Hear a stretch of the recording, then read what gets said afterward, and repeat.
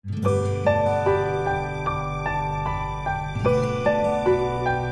pertama Khadijah, yang kedua adalah Ali bin Abi Thalib, yang ketiga yang memberikan peringatan kepada Nabi adalah Zaid bin Harithah.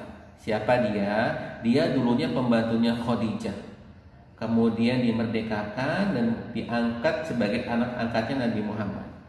Dan dia pun kemudian menerima ajakan Nabi Muhammad untuk menyembah Allah Subhanahu wa taala, tidak menyembah patung, tidak menyembah berhala yang ada di sekitar Ka'bah waktu itu. Kemudian ada orang keempat yang menerima nasihat Nabi. Namanya adalah siapa ya? Orang yang kemudian kata Nabi Muhammad, orang ini hebat karena dia boleh masuk surga lewat pintu manapun. Dia boleh masuk surga lewat pintu sholat, dia boleh masuk surga lewat pintu sedekah, haji ataupun jihad dan sebagainya. Kenapa? Karena Nabi Muhammad bilang dia imannya orang ini kalau ditimbang dengan imannya seluruh umat manusia akan lebih berat imannya orang ini. Dan orang ini bernama Abu Bakar As-Siddiq. Abu Bakar yang selalu membenarkan apa yang dibawa oleh Rasulullah SAW. Termasuk ketika penduduk Mekah meragukan cerita Nabi Muhammad tentang Isra dan Mi'raj. Nabi Muhammad cerita pada malam itu Nabi Muhammad berjalan dari Mekah ke Masjidil Aqsa, kemudian naik ke atas. Nah, penduduk Mekah yang lainnya terheran-heran, nggak percaya, dan kemudian mereka mengadu kepada Abu Bakar, berharap kemudian Abu Bakar pun jadi orang yang nggak percaya. Tapi ternyata di luar dugaan, Abu Bakar malah langsung membenarkan. Kalau yang bilang itu Nabi Muhammad, pasti dia berkata jujur. Dia tidak mungkin bohong. Dia nggak mungkin dusta.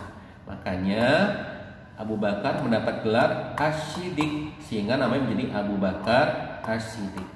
Nah, teman-teman sekalian, Abu Bakar juga sama, orang yang kemudian selalu banyak beramal, mematuhi apa yang Nabi perintahkan. Pernah kemudian Nabi mengumpulkan para sahabatnya di depan banyak, kemudian Nabi bertanya, siapa yang hari ini sudah sholat tahajud? Ada yang mengacungkan tangan, namanya Abu Bakar. Siapa yang kemudian hari ini sudah menjenguk orang sakit? Ada yang mengangkat tangan, namanya Abu Bakar. Nah, Abu Bakar sangat bersegera ketika ada sebuah amal, teman-teman, sehingga kemudian wajar kalau dia sangat juga dicintai oleh Nabi, dan Nabi bilang dia boleh masuk surga lewat pintu manapun. Nah, teman-temanmu silahkan dicontoh ya karakteristik Nabi, kemudian Khadijah, Ali bin Abi Thalib, Zaid bin Harithah, dan juga Abu Bakar As-Siddiq. Nomor 5, ada juga orang hebat yang masuk Islam pertama adalah Utsman bin Affan, yang kemudian teman-teman dia tidak ragu-ragu untuk bersedekah atau berbagi dengan penduduk Mekah atau membantu perjuangannya Nabi Muhammad SAW. Nah, kita pun sama, teman-teman. Ayo kita juga berusaha mencontoh Utsman bin Affan. Teman-teman gemar berbagi. Ketika teman-teman punya rezeki, sebaiknya sebagiannya dibagikan kepada mereka yang kemudian membutuhkan. Ya. Lalu kemudian teman-teman sekalian ada yang keenam, namanya Zubair bin Awwam, yang juga masuk Islam di awal-awal Nabi berdakwah. Lalu ada Abdurrahman bin Auf, seorang pedagang yang kemudian selalu untung. Allah memberikan keistimewaan kepada Abdurrahman bin Auf, dagangannya selalu untung. Bahkan diumpamakan tangannya itu hebat. Kalau dia megang apapun, benda itu bisa jadi emas. Artinya kemudian dia selalu beruntung, diberikan keberuntungan oleh Allah Subhanahu wa taala. Nah, yang ke-8 adalah Sa'ad bin Abi Waqqas, yang juga menerima Islam ketika saat pertama. Lalu juga ada nama Thalhah bin Ubaidillah dan Bilal bin Rabah. Semuanya dikenal dengan as-sabiqunal awalun, atau orang-orang yang masuk Islam di awal. Awalun atau awal. Nah, teman-teman sekalian, ketika Nabi mulai berdakwah dan kemudian yang mengikuti Nabi untuk menyembah Allah semakin banyak, Nabi menunjuk satu rumah untuk menjadi tempat berkumpul mereka ketika Nabi ingin memberikan atau menyampaikan wahyu dari Allah Subhanahu wa taala. Nah, mereka akan diajak berkumpul di rumahnya Al-Arqam bin Abil Arqam. Tapi harus sembunyi karena belum turun perintah dari Allah untuk berdakwah dengan terang-terangan. Dan teman-teman sekalian, kalau mereka mau sholat, mereka akan berjalan mencari lorong Mekah yang sepi, baru kemudian mereka sholat. Nah, dalam buku sejarah disampaikan ternyata sebelum turunnya Nabi Muhammad pun mereka sudah mengerjakan sholat. Tapi sholatnya seperti sholat ketika zamannya Nabi Ibrahim, cuma 2 kali, hanya di pagi dan petang.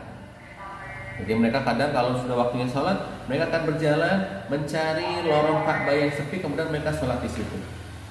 Nah, teman-teman sekalian, hal begitu dakwah Nabi yang kemudian dilakukan secara sembunyi-sembunyi, Nabi lakukan selama 3 tahun.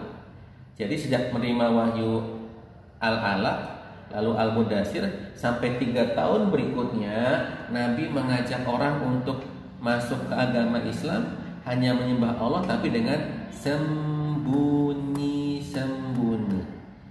Jadi kalau turun perintah Allah, pasti Nabi akan mengumpulkan mereka di rumahnya Al-Arqam bin Abil Arqam.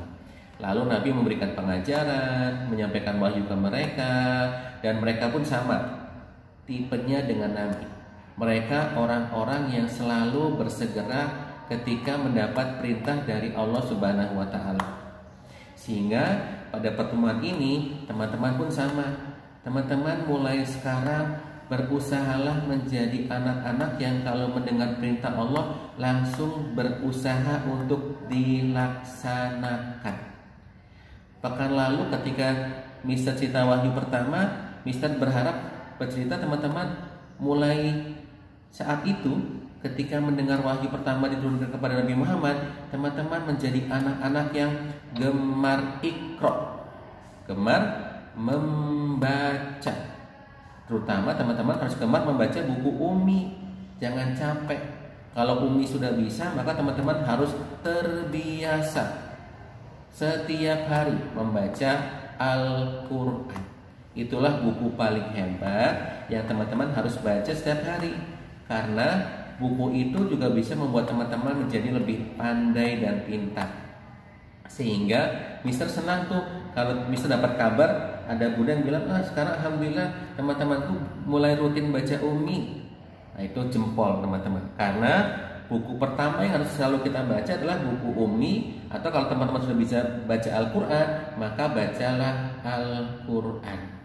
Dan juga nanti dihafalkan dan juga diamalkan. Seperti tadi Al-Alaq berarti kita diperintahkan untuk membaca. Al-Mudaththir kita diperintahkan untuk bangun, kemudian diperintahkan untuk memberikan peringatan, kemudian diperintahkan untuk mengagungkan Allah, membersihkan pakaian, dan menjauhi perbuatan dosa.